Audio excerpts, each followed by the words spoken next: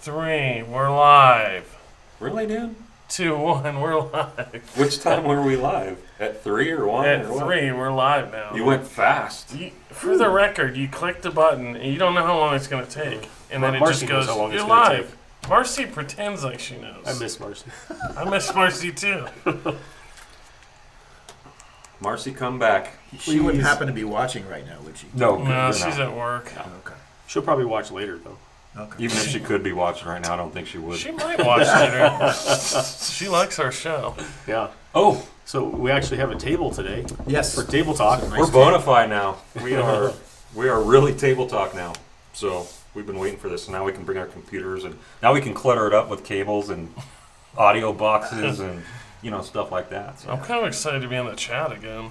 No one's there right now. Maybe Chad should say a comment so I can say something back. But So even Chad's not on right now? he is. There we Okay. go. We have one viewer. Yeah, and it's me. Did he send you? I think I'm the one He viewer. doesn't come in yet. So when people come in and they chat, There it is. they put in there, do Yeah. you Yeah, they might. access that and then answer the questions, or is it? Yeah. Well, a lot of times they'll come in and just say hi or something like that. But every once in a while, mostly earlier on, we had a lot of people. We were asking for questions, and people would give questions, Right. and then someone would obviously be here to. Okay. Yeah. We'd answer to give those to us, and then we would answer back and all So that if someone stuff. does have a question now, like we would answer Yeah. that question. Every once in a while, we'll We'll get someone consider who it. throws something Yeah. out. Yeah, depends on what the question is. Chad's logged in as the Door Lapine, so it just says the Door Lapine says Well, you're hello logged to in as the no Door- one in the chat. No, I am the door lapine. I didn't realize I was the door lapine. So maybe watch us later and be like, why are they saying So hello? even Brent's not on right now, is what you're saying. Let's see. yeah. Not yet. What's so important that he might be doing that he's not on here learning something? I don't know. Hmm. So I did talk to him yesterday, and Probably he said going that for the first time walk. since the surgery, he slept in his bed tonight. Well, he's been sleeping on the recliner Oh. up to this point Okay. because it's difficult with his chest to get it out of the bed. And Yeah. so anyway, for the first time, he slept in his bed, and he said it was glorious. That's awesome. Wonderful. He slept so much, he might still be asleep in his bed. Yeah. Yeah, recliner sleeping other than naps during the day Yeah. that's not a good thing. Right, right. Um, So we'll give Brent a pass, I guess. obviously we have a new face here today. Just the face. Just the face. Everything else has been green screened in there. Our brother Glenn Miller is with us today. In fact, we've been waiting to do this subject, which is going to be basically world missions is what we're going to talk about today, the importance of world missions. We were waiting for this guy to get back from doing world missions so that he could join us on this. So It's nice to be here. good to have you, man. And you got back when? Well, it's been a couple weeks ago, but But you got to town here. just to town last night. Yeah. Well, actually yesterday afternoon. Yeah. So, but going halfway across the country is not the same thing as going halfway across the world. Gotcha. So I'm feeling very refreshed. How- It's nice to be with you guys. How long were you gone this time? We had 2 trainings, 1 week after another, and I had another partner that we switched locations Okay. after the first week. Okay. So we were gone and training actually for a little over 2 weeks. Okay. Yeah. All right. Your wife's happy to have you home. She Grandkids. is. She is. I had to think about that. I'm pretty sure. Yeah, I think so. She didn't really say she was, but yeah. Well, but while you were gone, she was hanging out with grandkids and whatnot, right? She loves. She kind of got her fill. Yeah. She was occupied while you were gone. That's a really good thing for her to do. Yeah. She really enjoys that. Yeah, that's awesome. We'll get more into what you actually do and why you do it as we get into this. So I'm going to go ahead and just open Brett's in prayer. here, by the way. Oh, Just is FYI. Brett- Oh, Yeah. There he is. He's here. You would have heard it from us, dude, if you wouldn't have made an appearance today. Like, what else are you doing? Playing video games or what? Heard you got to sleep in your bed too, which is Nice. awesome. So Nice. good for you. We're going to go over there after this, right? Yeah. All right, cool. We got a meeting with him after this. So. Oh, sweet. I thought Um, that was next week. No, it's today. Sweet. Today. Yeah. Sweet. Just made Jordan's day. Yeah, So, dude. Um, We're coming, Brent. let me pray and we'll dig into this. Lord God, we thank you for another day of being allowed to know you, of being allowed to experience you, God, to enjoy you in fellowship and relationship. We thank you for bringing us into relationship, God. And we thank you that every day, even now, as you wait to return to this earth, that's what you're doing, that you are bringing more people all over the globe into relationship with you. And so we just thank you that we get to be a part of doing that we get to be hands and feet in a way of just the gospel power, the gospel call going out. And so we just pray for our conversation today, God, that there would be clarity for people, that we would be excited, that we would glorify your name even more as a result of looking at your redemptive narrative of just what you're doing, what you have done, and what you're going to do. And we thank you in Jesus' name. Amen. All right. World missions. So we've already talked about local missions, right? Kind of like church planting, Right. all that stuff. So, but it seems like there's kind of two extremes that I think we've all seen when it comes to missions and the way that people maybe approach missions. And I think that one is that we can think that sending money overseas checks the box for our missional evangelistic duties, kind of like paying somebody else to do it. And then the other one is maybe to think that we're the center of what God is doing. I think those are maybe the two extremes that we can fall into with this. I know that for me, for many years, it's easy for us, especially as Americans, to get caught up in our own bubble, our own sphere, to read the Bible very individually, very immediately, very locally, and forget that there's a church out there, that there is one universal church that we're a part of, something bigger than ourselves. So question number one for you guys: why should the local church care about world mission? This is a stupid question, but I'm going to ask a series of stupid questions today. Why should the local church care about world mission? So we're not really, like, we're approaching it like we're not making any assumptions right now. But basically, what we have in the Great Commission and in the Book of Acts, Yeah, and we'll get to some of that too. yeah, would be go into all the world and preach the gospel. So it's a direct command. There you go. Because God cares. Right. There you go. There you go. That's actually gonna be my next question. Go ahead, Glenn. But if you don't know what to say, just say Jesus. And Here you go. Right. Exactly. It makes me think of a famous John Piper quote that says, "They're the senders, the goers, and the disobedient." Yeah. In other words, everybody participates in the mission in some way, and not everybody has the ability to hop on a plane and go halfway around the world, but everybody has an ability to participate in some way, whether that's someone who is going or being sent, or whether that's someone who's supporting those who do have the ability to go. Yeah. But every Christian is called to engage and participate in the mission. It's interesting you mentioned that, because Piper said missions exist because worship Right. doesn't, There you go. right? That was a big one that I was Yep. thinking about when I was thinking about coming here. Yep. Missions exist because worship doesn't. Do you want to unpack that? No. Chad, you want to unpack it, don't you? Yeah, can. you do. The reality is that there are people in this world that don't worship God, and because there are people that don't worship God, we have a mission. And he goes on in that book to talk about that the worship of God is going to go on forever. Yeah. It's never going to end. But the mission has an end to it. The mission is finite. There's going to come a time where the mission is over. And so between now and that time, we have the mandate as the church to promote the worship of God throughout the world. And it's why we exist on the earth. Yeah, I think it's probably actually Spurgeon, I think, was maybe where Piper kind of got that from. He had said, if you're a Christian, you're either on mission or you're an imposter. Right. In other words, there's not options to not be missional or Right. on mission with what it is that God's doing. So how can you've already kind of spoken to this, how can we cause people to think more globally then?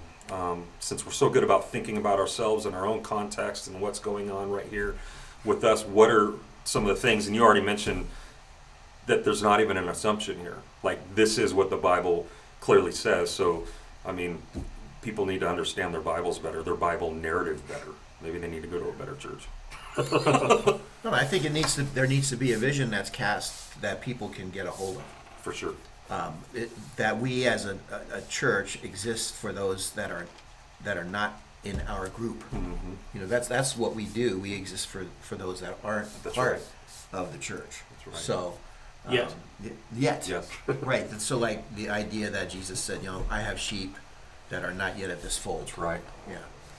Yeah, I mean, if you read the Bible all throughout, like you're saying, like the narrative of Scripture is that God has a heart for all people, all nations. Yeah. I think of like even Abraham, when he talked to Abraham, he says, I'm going to bless you to be a blessing to all nations. And it's Right. like, and it just, from there, it just continues to blossom all throughout. And even some of the most like fascinating to me texting Old Testaments when he's like talking to Israel and like reminding them that he actually loves and cares for the Gentiles, and that Yes. the future, like a time's going to come where he brings a people out of all nations. We were just with the young adults, or let's see, youth group last night. We're reading like in Ezekiel 36 where it talks about like I'm going to pull people from every nation across the world, and I wonder kind of what Israel like thought of that when they heard that, because Right. it seems that their understanding was very narrow. Yeah.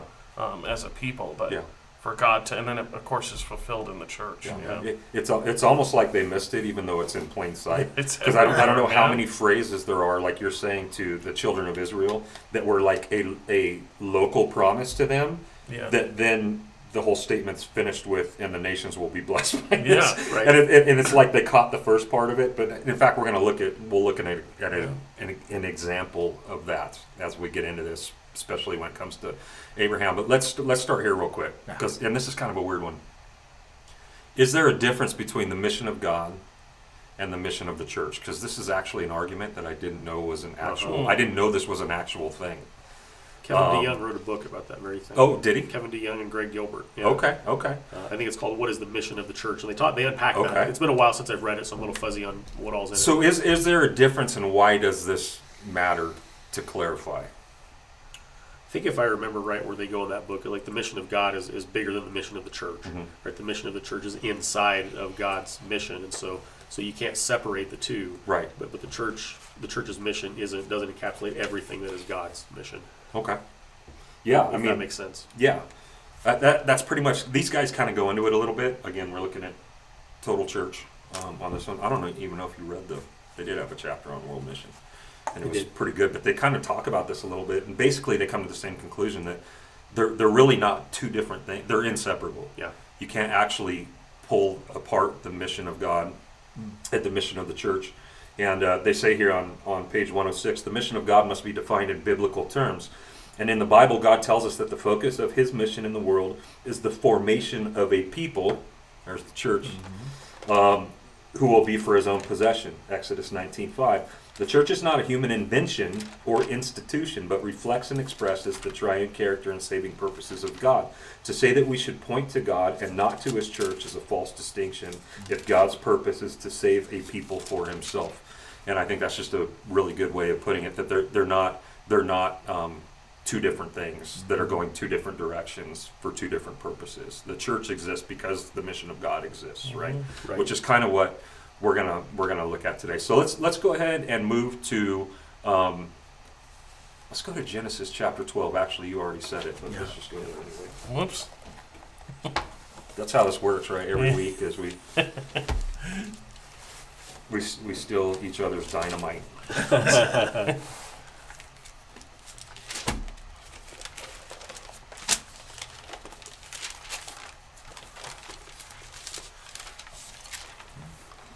Here we see Genesis chapter 12, basically the very beginning of the story, the Bible story.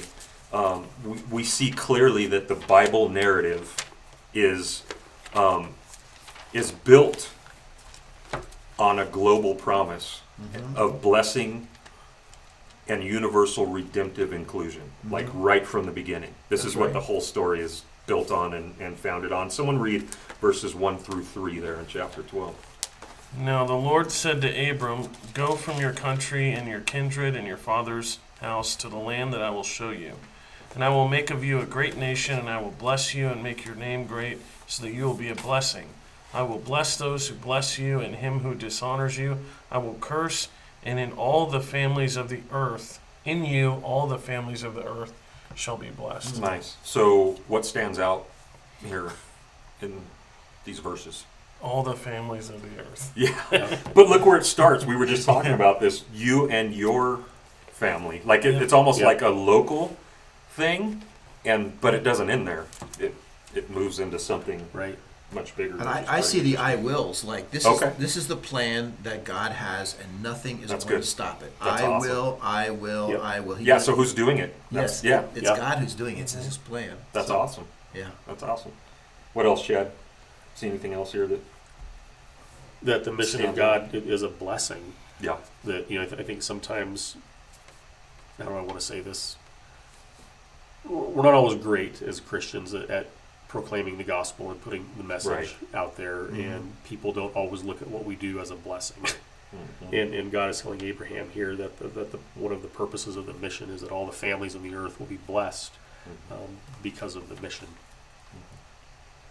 Well, then you have to ask the question. I'm not sure how fast you're moving here with this passage, but then you have to ask the question: what is the vehicle through that where that blessing comes? Right.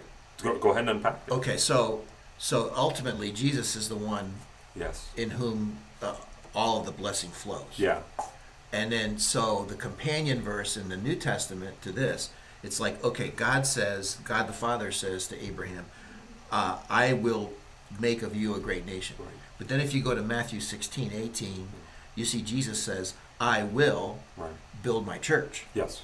So the Father builds the nation, Yes. then the Son in the New Testament starts to build the church. Sure. Sure. So Were you looking at my notes Oh. before? No, I'm just with you. I have to do that to everyone, make them feel bad when they say good things. yeah. And I skip ahead sometimes. I skip steps. So that's why I'd never be a good computer We programmer. do it every Oh, we week. do it Yeah, every week. we do it every week. Okay. Here. Yeah, I want to yeah. skip to You- First Peter. Where You're they allowed call to. it- Where it's like Okay. a holy Yeah. nation and a chosen people. Are you going to do First Peter? No. Good. So Scratch that. Oh, Dad, well, so we got it. so this is kind of the what is the Bible story about? What is the Bible narrative? It's the fact that God is going to make a people for Himself, and bless the nations through that. And then there's the how it's done. Yes. And I love how you moved to the Son, the Yeah. work of the Son. Uh-huh. That's how it's done. That's how the actual blessing is realized and brought about, which is, I actually went to Matthew 28 because how can you not, when you're Right. talking about world mission, go to Matthew 28. So go Exactly. ahead, go to Matthew 28 real quick. Okay. And we'll look at the how, this, how God accomplished this and is accomplishing this. It is interesting too. Like in Genesis 12, He says, "Go from your country." Like Yeah, not always, but sometimes God calls us to actually pick up and go. for sure. Which we're gonna talk about that too. Not me, but people like Glenn and maybe Chad. Other people. Maybe Cambodia, Chad. Brent's laughing right now. I know it. All right, and we all know which one, right? What do we want? Actually, start in 16 and read all the way to the end, somebody. Well, let me go ahead. Then the 11 disciples went to Galilee, to the mountain where Jesus had told them to go. When they saw Him, they worshipped Him, but some doubted.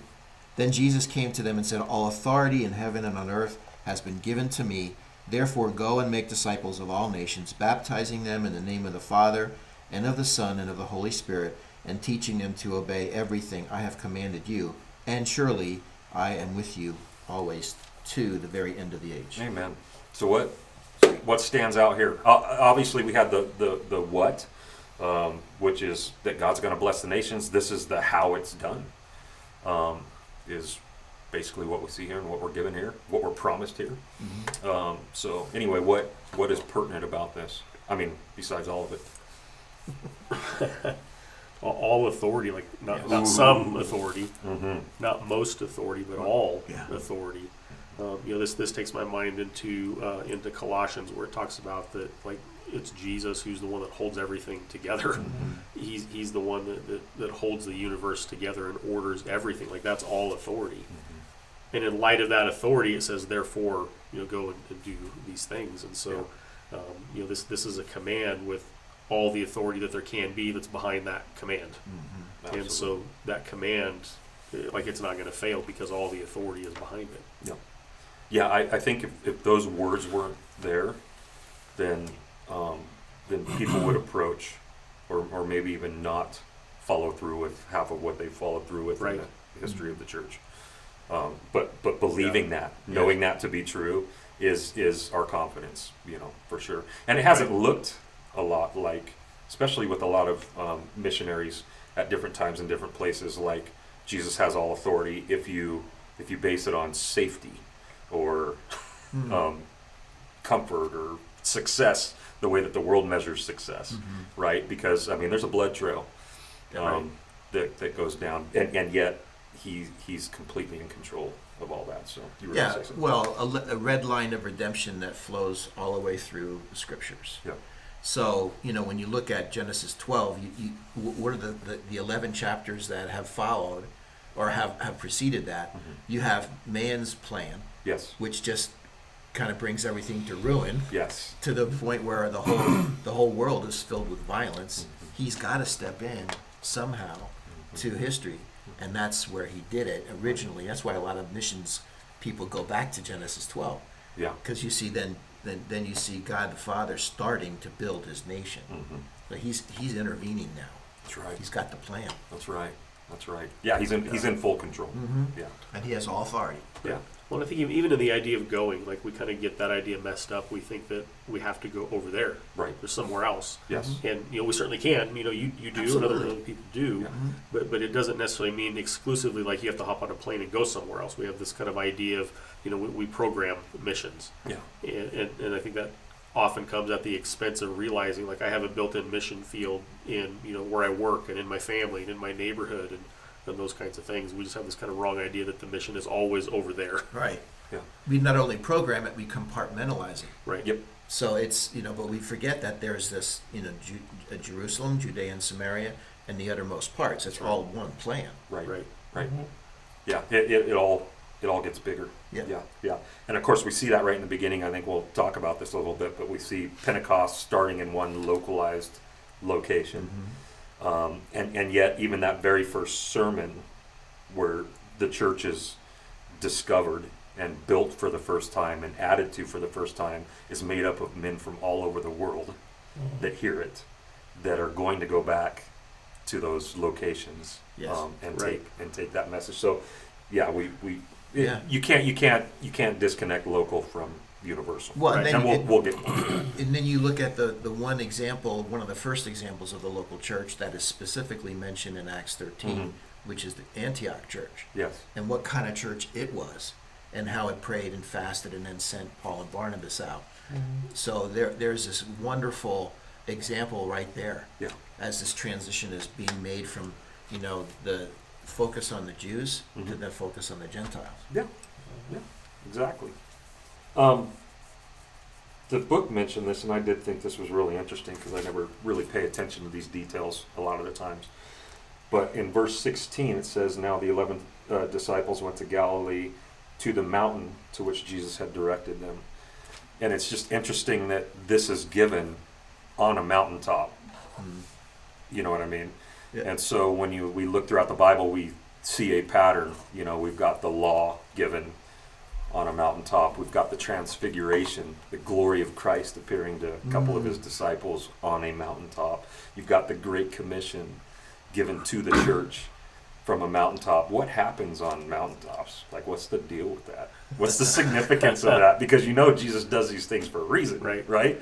And I know just for me, like there's times we go to the Sierras, which are really tall mountains and just spectacular. But you want to get higher because something different happens when you get higher, and that is that the view changes, the scope, Perspective. the perspective, all of it changes. And I can't help but to think that's intentional with the Great Commission. That when you're on a mountaintop, you know that you're a very small thing in something really big. And so I feel like that's part of what he was doing here. So pretty interesting stuff. All right, where do we go next? So this is, I think, maybe the most important thing, because we have a lot of missions organizations out there, and I realize this more now that I pastor a church, and a lot of them come asking for money through email and stuff regularly. There's a lot of people out there in the name of Jesus doing world missions over there that maybe aren't. They maybe have a different idea of what the nations really need, and they may have the right heart, kind-hearted and really wanting to help people, but they're not actually bringing what they should be. So what we're dispensing to the nations consist of, Yeah. first and foremost? What's the strategy? What's the point? I don't think you can disconnect what we do in the local church with what we do in another local church over there. Yeah. Like it's all the church, right? Building houses is not the mission of God, and that's not to say that we shouldn't do that or that it's a bad thing to do. Digging wells is not the mission of God, and it's not to say that that's a bad thing or that we shouldn't do those things. But at the end of the day, what people need more than wells and houses is that they need Christ. They need the message of the gospel, and they need the local church to be present in their community. And so we plant churches here, and we plant churches over there. Just over there, we call it global missions. We don't call it global missions when we do it here. Right. But really, it's one and the same thing. Yeah. But they're calling it global missions now when they do it here. Right. No. It should be. Yeah. So it should be the gospel. I mean, Yeah. we're given clearly in Jesus' mandate what it is we're supposed to do. The marching orders have been articulated, and it doesn't mean just because he doesn't say it that we can't go and do acts of kindness that help relieve their lives Right. now. But that's not the point, according to him. Right. It's to make followers of him Those things are a through means the to an gospel, end. and then teaching them everything that it's all him. Right. And page let me see, one of these pages actually said it really well. I'm gonna have to find it now. Oh, here it is. They say here, like on page 101, the words of Jesus that close Matthew's gospel provide us with a vital compass point. They make it clear that it is Jesus and his word that are at the very heart of mission. He is the one to whom authority has been given. He is the one who commands his disciples to go. His name is among those into which people are to be baptized. It is his teaching that people are to obey. He is the one who will be with them as they go. At the heart of world mission is Jesus and the gospel word. And it just seems like that has been lost in so Yeah. many organizations. It's all about his kingdom. And the problem that we have with missions is that people begin out well, but then sometimes they start building their own kingdom. Yes. And this gradual kind of thing, where now all of a sudden it's like they're not really interested as much in Jesus' plan as their own plan, or right. not Jesus' kingdom as compared to their own kingdom. And I think that's where we really get crossed up. It's easy for us to do that even if we're not doing missions. I think Right. you just nailed it. Is we're so into the kingdom of the world, even Christians, that they don't even understand it sometimes. But if that is true, if that's what we're more caught up in, Yeah. is just a state of living now rather than an eternal state, then we are going to do things, work towards things that facilitate that in other places, which is exactly what we see. So it's not that it's bad to help people have better drinking water. I think that's one of the things that we do when we go over to Thailand with the Browns. Is I know Sai invested heavily in that last time because these villages don't have any.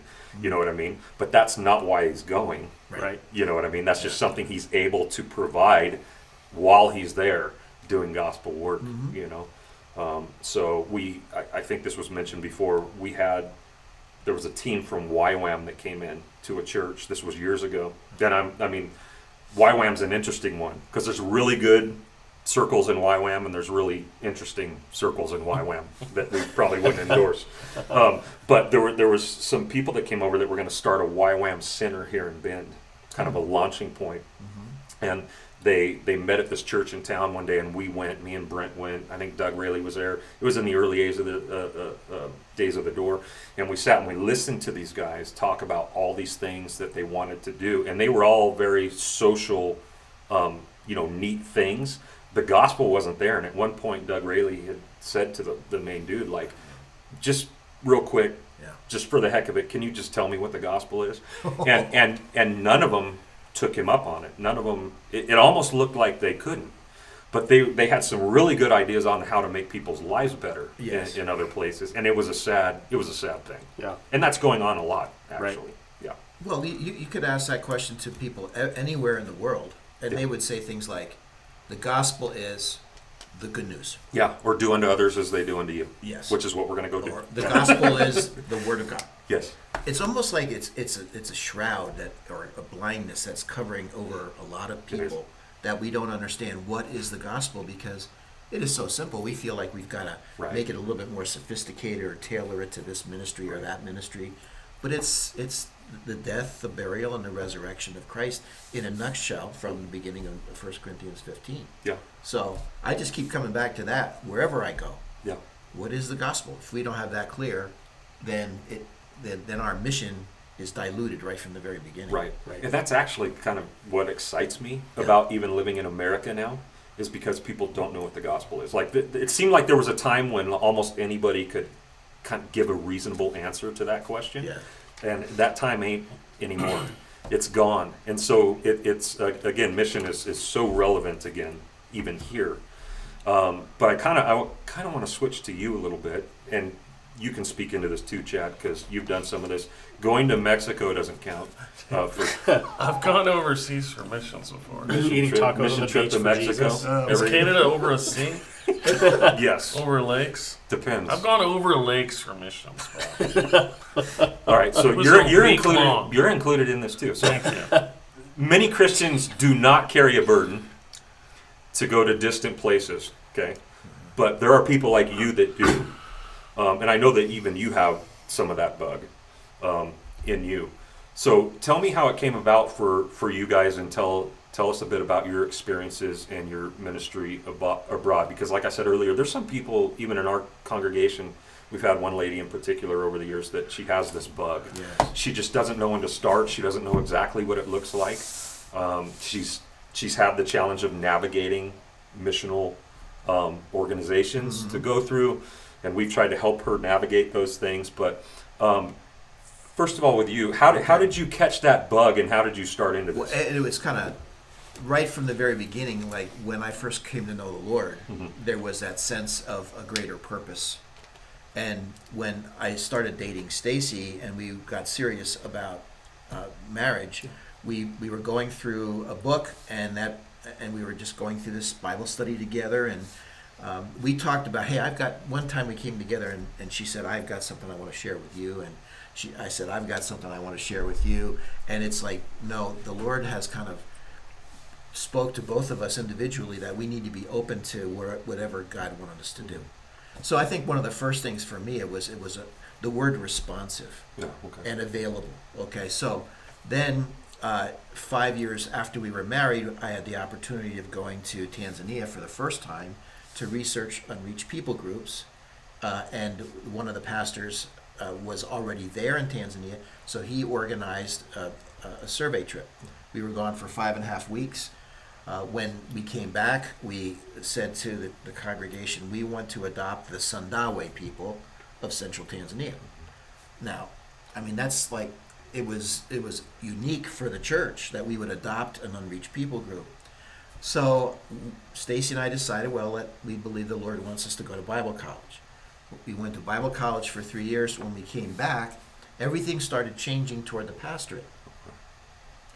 And so I pastored churches and whatnot, and I thought, well, okay, well, did that vision of going back to Tanzania only mean that the other 2 original survey team members would go back with their families? And what about us? Right. You know, it wasn't until 2019 that I started working. I started with GTN in the beginning of 2018, but by 2019, I was going to Rwanda and then to Sri Lanka. And then I was meeting someone in Tanzania, but I had 1 week in between. Okay. And I got in contact with one of the survey team members. I said, hey, do you know anybody that trains leaders, trains pastors? He said, I know just the guy in Tanzania that does. So, well, I'm going to be in Arusha. He said, yeah, this guy lives in Arusha. So we got together and I went over there from Sri Lanka for that 1 week, and I started training with Emmanuel Shilikali. And it was amazing because he picked me up at the hotel on the way to the first day of training. And he said, I just want to tell you, there's 64 people at this training. They're from 7 different tribes. And he said, and the one tribe has traveled over 300 miles to get there. And that tribe is the Sandawe. Wow. So they had already planted 10 churches there. And now what I was going to do in the 90s was go over and be the disciple maker in a sense, you know. And now I get a chance to be in front of the Sindawi people, training them. So it was like this vision that all of a sudden I thought was dormant.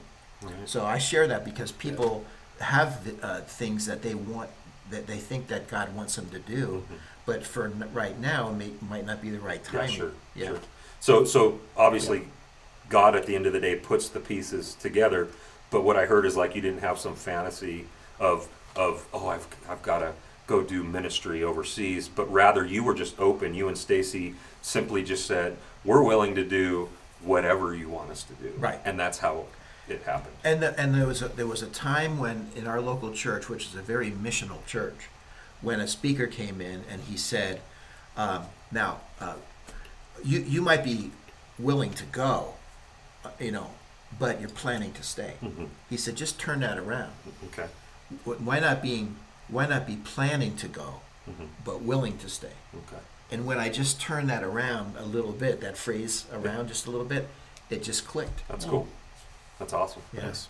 So how long have you been doing this now, Glenn? With GTN, Yeah. What's GTN? well, GTN is Global Training Network, but I used to work with an organization called International Leadership Academy, and that was back in the late 90s. I went to Minsk, Belarus, and what happened was, Campus Crusade for Christ was showing the Jesus film all over, and you've got all these people that are coming into Christ, but they were flooding into churches, local churches, and they didn't have the training, and the pastors were overwhelmed.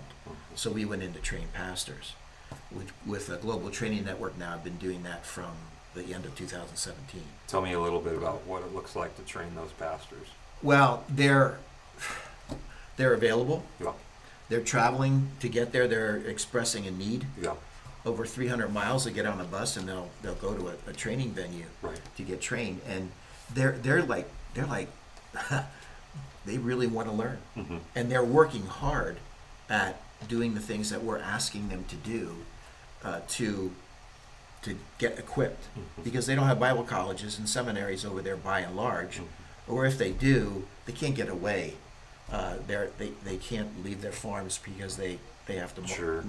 their shambas. They have to have their sustaining, food and all that, and then they can't just go away for a semester or 2 or 3 or 4 Right. or 4 years. Right. They have to stay where they are, and so we're going to them in rural areas. So we're talking Bible training.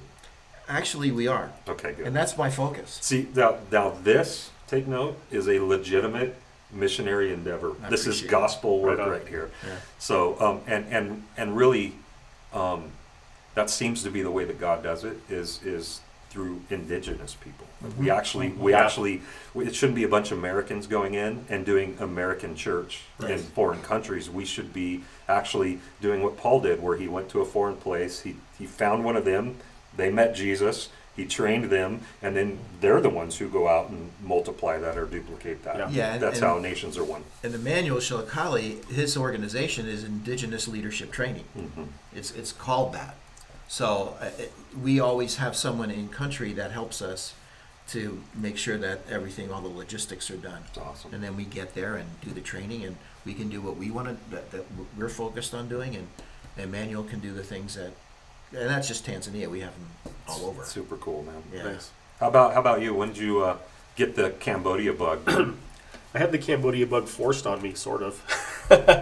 But I'll back up a little bit. I've said before, I grew up in the church, and in our church we had a missionary couple. They were friends of my parents. So for me, they weren't faceless missionaries that we just heard about once in a while that we gave money to, but people that I actually knew, from the time I was a little kid. And they were like underground in China for years, smuggling Bibles and like doing things that could get them in some serious trouble. And we were told that like their email or letters, email wasn't a thing back then, but like if we wrote them a letter, it had to be filtered through people that would read it before it got to them to make sure that we didn't say certain things. And just for me from an early age, that was a missionary couple that had faces, not just names that I personally knew. And so that was just kind of baked into me that maybe this is a thing that Christians do, that they there's a risk, to this, that, Sure. they uprooted their lives. Their kids were my friends.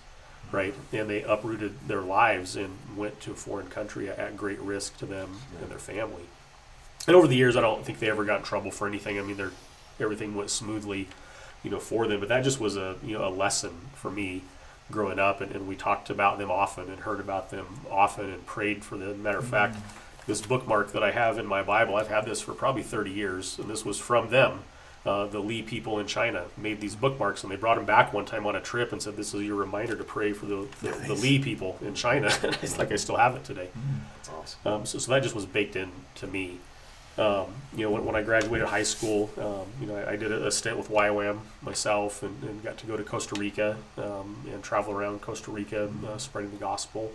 And that was more of I didn't necessarily have the missions bug then. It was just an opportunity through this couple that we knew that I got to do that. Sure.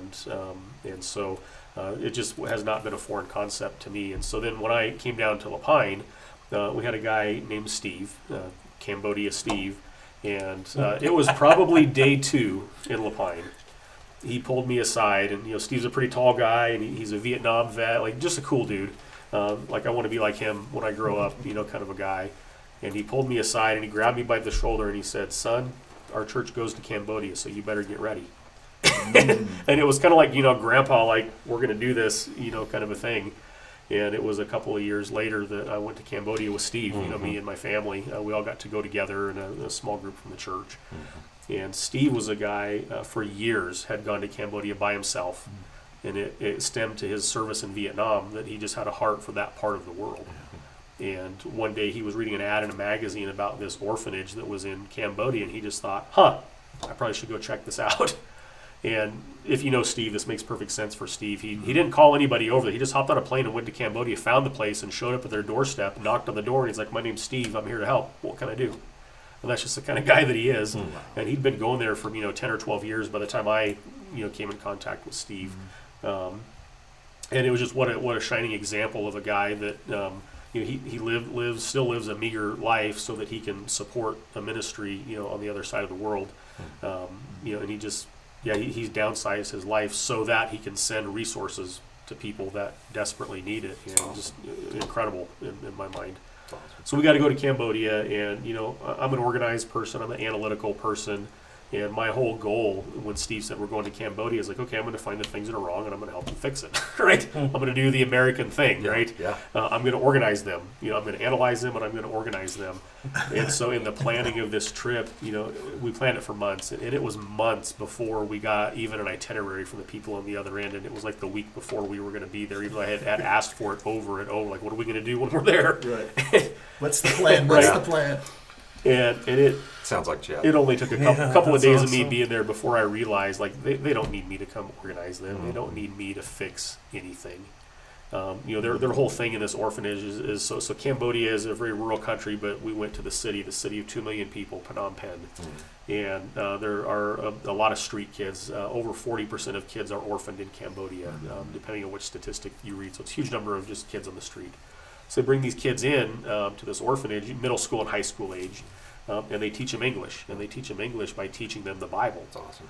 And then these kids a lot of them come to faith as they learn the gospel, right, just through their English classes. And then the way that these kids respond is I have to go to my village and tell my family about this. And so the kids that are in high school, everybody rides motorbikes over there. And so they ride their motos, 2 to 3 hours outside of the city every week to go out into their rural villages. And they get all the little kids in their village together, and they teach them English by teaching them the Bible, just like they were taught. That's awesome. And kids, and I'm just watching this for a few days thinking, man, they don't need me to do anything. No. What they're doing is working. What these people, they need money. They need resources, sure, and support to do more of what they're already doing effectively. Sure. Right? They don't need us to build anything. They don't need us to fix anything. They just need resources. And that just was eye-opening, to me. Yeah. And so then subsequently we got to go on a second trip, and the first trip was more exploratory. The second trip, kind of once we knew the lay of the land, it's we just need to go and support these people and pray for them and encourage them, and just continue to teach them, the Bible, so that they can continue to teach the Bible awesome. As well. Very cool. So That's awesome. Short story. I'm still not going with you. Chad tries to get me to go back, but I'm not going. So here's Is it the food or is it the toilet situation? no, it's keeping you away. so it's both the food and the toilet situation. Yeah, they are connected. Dude, I'm an American Connected. white boy through and through, right? So like it's literally a bug that's responsible for me not catching the bug of missions. So when I was really young, I think I was maybe 8 years old. There was a family that started coming to my parents' church that just came back from being in Guatemala. They had been missions most of their life in Guatemala, and they were doing kind of a run in the States for whatever reasons, getting some things in order and doing some things. So they ended up moving down the road from us, going to the same church. Me and this dude, they had an 8-year-old son named Robert, and we became really good friends. And the dude was weird because he was a Christian kid, a missionary kid, so he was just weird, but I liked it. And I remember one day we were like playing in this dude's room, and he brings out this huge glass like showcase cabinet No. of the beetles that he had caught, the bugs that he had caught in Guatemala. And I literally, right then I knew, freaked like, you out. I'm never going to a place like this. Like, I can't do it. You know what I mean? So it was one of those things I actually looked like you got to be kind of loony to actually go to these places, and So, do so this my stuff. daughter, That was it. my youngest daughter, my little girl, when we went to Cambodia, ate a tarantula. Yeah, What? are we doing? Cooked I got her- or just raw? It's on YouTube. It was a deep fried, like this big hairy tarantula just pulls a leg off of it and chomps into it. She threw up later, but like Jesus just Jesus the never leg? told us she we had ate to a do that. tarantula. She didn't eat the body. No, couldn't get past the leg. Yeah. Jordan, do you want in on this? Do you have any? We need to go to Mexico, but like we'll say it's a mission trip, Mission trip to Mexico. fully funded, and There's then a lot we'll of that just that disappear for a couple months. So let's end with this, okay? Oh, we're ending already. Well, My word. dude, we have been having so much fun that it's already time. It's crazy how time flies. So we're not all called or able to physically cross oceans or continents. So how can the stationary, let's call them Christian, participate in this global project that Jesus is doing? Money, Yeah. Yeah. prayer. Wait, is money first? You should have put it at least. I mean, don't forget it. Money, prayer. What else, Glenn? Well, prayer would have been the first, but actually getting to be involved in encouraging people that are doing that, Yeah. and just asking questions. Yeah. Because oftentimes what happens is we're compartmentalizing, Yes. and so when we see a missionary, we automatically we have this kind of distance, and I don't see myself really as a missionary. I just see myself as on mission. Yeah, as a Christian doing what a Christian should be doing. I like And that's that. just what it looks like for Yeah, you. and I love what someone said recently, that the missions, it's like the gospel. The gospel is like a cyclone. The further you get into the middle of it, the further it throws you out. Mm. So when you're really getting to the heart, into the middle of the gospel, it's gonna throw some people way out. Are you saying you're more spiritual than the rest? No, That's what I heard. I just love that saying. Yeah. No, I think it's true. And again, that can look different. You can still be towards the eye of the storm, and the way you get thrown out doesn't look the same way that someone else gets thrown out. Exactly. Right. But I do agree that it is the further into the gospel that we get, the more we fall in love with it, the more we spend time in that, the more we're going to be about Right. the gospel going out to other people. I'll say There's for you, Glenn, that, like you're a guy, like you live it here too. You're not a guy that just lives it over there. Mhm. You're a guy that I see engaging in gospel ministry here, and you're on mission. Kind of in your regular life, so to speak, as well as when you hop on a plane and go over there. That's what makes it genuine. I appreciate that. I appreciate that about you. And we can obey God's commandments anywhere. I love John 14:21, where Jesus says, if you obey my commandments, you love me, and if you love me, I'll love you, and my Father will love you, and we will reveal. And Jesus said, I will reveal myself to you. Mhm. So the further we get into that gospel, the more He reveals Himself. And I just get so sort of like addicted to the fact that Jesus is actually, He wants to reveal Yeah. Himself to me. Sure. Right. And Sure. I want as much of that as I can. Sure. Right. And the primary way that he does that is by us doing what he's doing. Exactly. Yeah, and that's something that we're constantly preaching to our people. Is like, do you really want to experience God? Just go to where He's at and do what He's doing, Right. and you will experience God. Yeah, you will right. see Him. You will know Him. You will experience that. So we mentioned prayer, which always seems kind of like we have to, right? But we can't really understate, like, this matters. Like, Right. prayer matters. It's a real thing. We see this throughout the epistles, where even the writers of the epistles, well, either at the beginning of their letter or the end of the letter, Yeah. talk about the church where they're at right now, supporting, thinking about, caring about, concerned about, praying for the church he's talking to. Like, this is something that matters. And so we can absolutely stay connected with people. Even if we're not going, we can stay connected to people that are going, so that we know how to pray, how Right. to encourage. Financially is it's a big deal. And again, that doesn't mean that if you stick money in an envelope and send it somewhere, you've done your missional duty. Right. It doesn't get you off the hook, right? But we see this throughout the church, right? We see this starting in Acts 2, that they were together in one place. They had all things in common. They gave to each other as each other had need. So we can go, well, that was local. Yes. But we have no reason to think that stopped as the church got bigger. Right. That is still a characteristic of what the Church of Christ does, even as it expands throughout the globe. And Even it- more so, maybe. Yeah, and the message needs to start in the local church, Mm-hmm. in many cases, because people are coming to worship. Yes. And then we've got this, missions exist because worship doesn't. Yes. And how great it is to come to a place and worship and have fellowship. So that vision can be promoted in the local church more and more. Yes. And Right. it'll catch. It depends on what we're promoting, what we're casting. Yes. I think I heard a saying once. It says you can pray for a hole, but at the same time grab a shovel.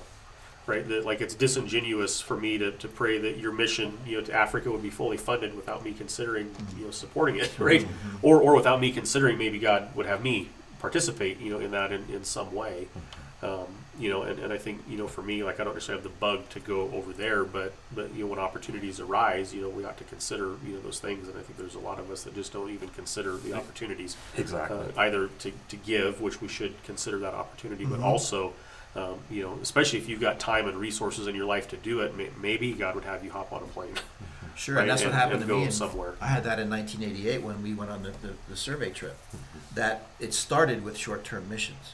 Now, sometimes people just go and that's it. That's enough. That's all they need. Other times, people will catch a vision through a short-term trip. Do you think people are afraid of that? That keeps people from going because they don't Chad, want to. shut up. Oh, are we talking about anybody in particular? No, not talking about you in particular. I've been to Mexico on mission trips, just like every Are we going good to young talk about American. mission trips? What do you Short mean? ones? Are we? Don said keep going in the chat, so. Don, Florida, Don? Yes. We don't care about When people we in said we were Florida. wrapping it up, she was like, keep going. Well, Just take a I'm mission trip open. to Florida. I'm open to taking people with me. Okay. Yeah. Because that's the first part of it, is someone else who's done this, and I've been blessed enough to have done it Yeah. a number of times now. So it's someone wants to come along. It's part of the discipleship process. It's part of the casting the vision and, It's biblical. We see Paul doing this with young guys. and a biblical worldview. Mhm. Yeah. Yeah, it's interesting to think about mission trips. There's almost been like as I was growing up, I'll start there. Like, I remember mission trips, you had this idea you were going to go, like, save people, sort of. Right.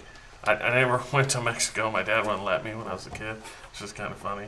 But, like, I wanted to go and, like, oh, I'm going to, like, preach the gospel and be like Paul down there. And then, like, you go down there, it's like, oh, there's a bunch of Christians here. And, like, we're, mostly helping with other things or just encouraging. I think it's good for people to have a right mindset of what you can accomplish in a week For sure. or two. Like, we went, the church I was at in Minnesota, we started going up to a place called Cat Lake in Ontario, which is a First Nation community that's like landlocked. So the only way they get like food is by plane, or in the winter they would have like ice road truckers style, like bring in like PS4s or whatever. It's weird. They had like a convenience store with like $200 video games. It was crazy. Anyway, it was a reservation basically, and it was funded by the government, and it was a very small community. We got to go up there for a couple of years in a row. I think the church may still go there, but it was cool, but like we had a lot of discussions before we went. Like what is our hope to accomplish here? Sure. Like Yeah. in a week, what can we really do? Like,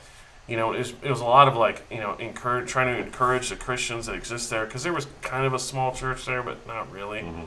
Well, I don't know that it was like a gospel center church, but I'll have to put that on blast on YouTube. But anyway, it's like, what can we accomplish? Well, we can encourage Christians. We can preach the gospel over the radio. It's kind of cool. They had like a radio in town. But we can't in a week we can't accomplish everything. So our Sure. prayer began to be like, God, please send like people who, either us or someone else, who will like move here and live here and seek to like train indigenous people really to lead a church. And then after a couple of years of going up there, he did. Like That's awesome. it was an organization that found like I think we had a video up on YouTube or a blog post, and it was two young missionary guys basically who were like, we're going to move there with our whole family. And it was kind of cool. They came and visited us. It was awesome. And they still live up there. So there's a purpose for people in short-term missions too. Yeah. Like there's context for that, and there's a need for sure. that in different Yes. places, but there's also need for full immersion. Yeah. Also, which God sorts that out. Like I think there's value for the people we went to minister Yeah. to. Like there was value there. Like we did things that were cool. Got to have some real conversations. Got to share the gospel and just encourage other believers. But a lot of it was really sort of for us. Like I kind of look at like short-term missions as like not like not like in a selfish way, but it's like it really does a lot for me. And it reminds me that God is bigger than, my Yeah. church or my country or whatever. Yeah. A lot of it, I think, is just for the people who go on the trip. That's what it did for me. I'm a Southern California kid, and my parents every year took a trip with their church down into Mexico Yeah. to the City of Children, which was a huge orphanage. And it made an impact on me. Yeah. I don't remember ever what I might have done for these kids, but I know what it did for me and just my mindset. And having an idea of scope again, it was kind of a mountaintop for me Yeah, as a right. young, spoiled American, Exactly. to just have a different look at, you know what, Yeah. God's arms need to reach a lot farther than I think they do, and Right. they are reaching farther. Yeah, than I life think they do. life Right. transforms on short-term trips like that. It Yeah. really Yeah. does. For sure. So going back, you guys are taking us all over the place. Okay, stay on. No, I'm just kidding. So going back to the fact that some people are stationary Christians that never get to go anywhere or never desire to go anywhere. What are some of the ways that they can help and what God is doing globally from where they're at? We talked about prayer. We talked about finances, which is big. And then I want to go back to something that was actually mentioned in the beginning, because I think this one can be missed. Lifestyle evangelism, where you're at, matters even globally. Absolutely. I think more than we think. And so we already mentioned like the first sermon by Peter after Pentecost, and who was present and where those words went and traveled to after he was done. And I think about where the door's located in Sun River. Yes. This is really a crossroads of people coming to vacation from all Sure. over the place, even all over the world. And so we actually have a greater opportunity as far as global missions if we have a lifestyle of evangelism, if we're Right. committed to missions out our front door, and just in our stores and in our neighborhoods. So you said store. Can I give you an example? Yeah, dude, give me an example. So this was about a year ago when we were just coming out of the what do they call it? Just the quarantining or the stay at home or stay in place. So I remember this really, really clearly. Stacy and I went out. We went to Costco.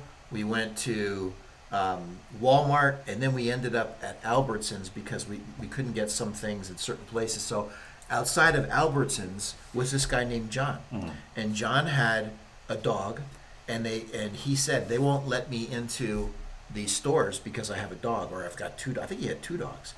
So Stacy went over to him and said, "Is there something that we can get for you, in the store at Albertsons?" And he said, "Yeah." And you could tell he had everything with him, and his 2 dogs. You could just tell he was homeless. So Stacy went in and got some things, and some of the things he couldn't have because he was allergic to certain things. So we gave him a bunch of groceries, and he was touched. and he said, I'm on my way to Salem. I know some people in Salem. I could get a place to stay if I can get to Salem. And then we said, well, is there something that we can pray for you about?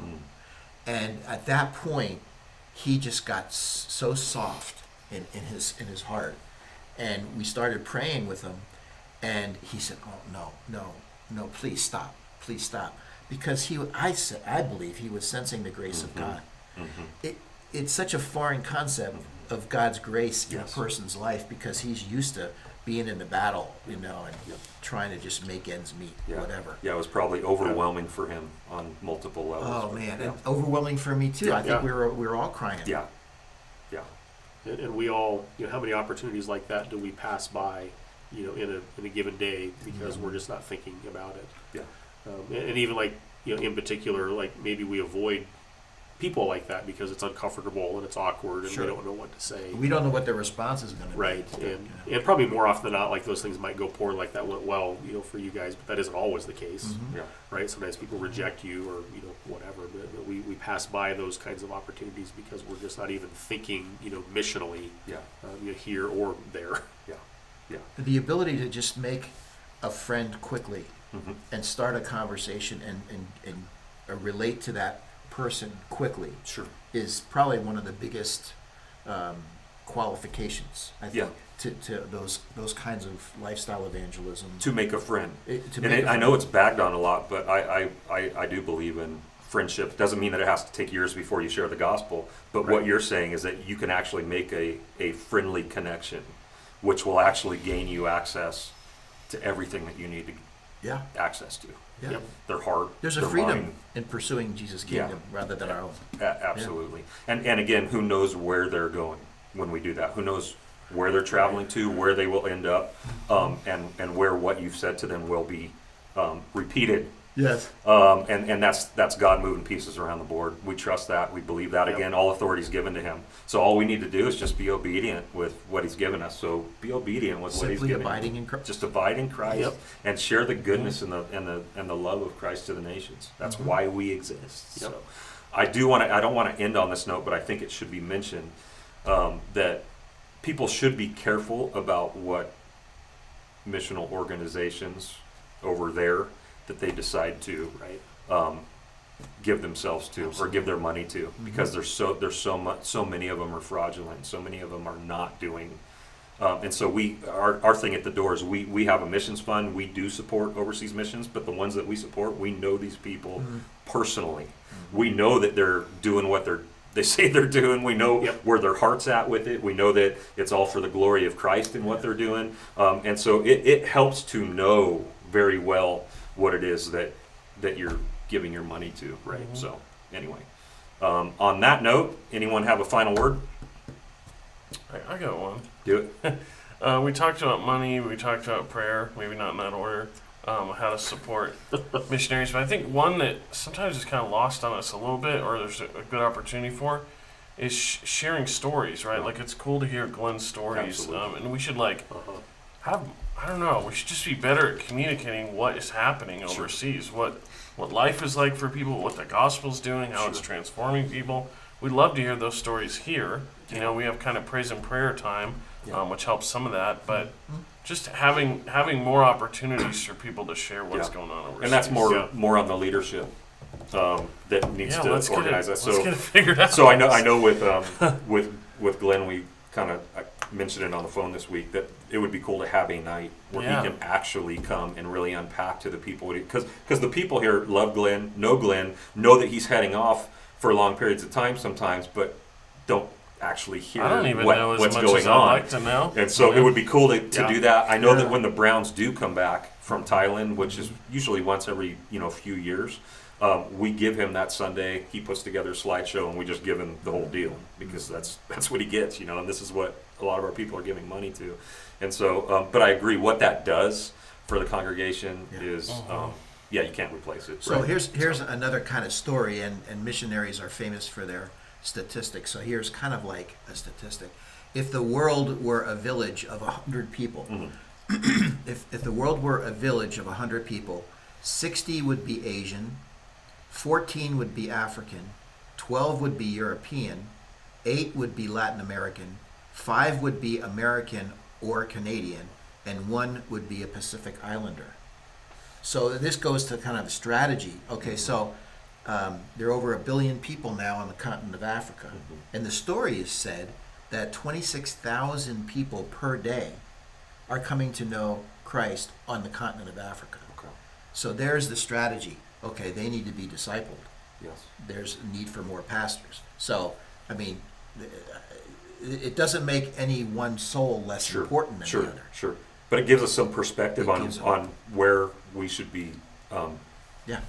Right. I don't know, dividing, sharing Mm-hmm. what we have, our resources and energy and time. That's good, man. Thank you. Thank you you. for being with us today. Man, Yeah. it's a joy.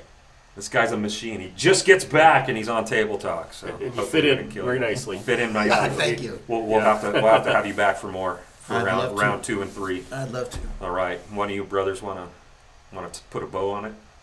Yeah, I'll pray. Cool. Thanks, Chad. Father, thanks for today. Thanks for Glenn and his willingness to come and just talk about his experience. And I hope that we're encouraged by him. But more than that, I hope that we're encouraged just by the truth of your word that calls us as Christians to engage in the mission here and there and anywhere that we go and all that we do with all of our resources, with all of our time, with all of our energy. So pray that you would help us to be encouraged today to be people that are engaging in the mission in our neighborhood, in our workplaces, and as opportunity provides, other parts of the world. All for your glory. We just ask it in Jesus' name. Amen. Amen. Thanks for joining us. Bye, Don. God bless you guys.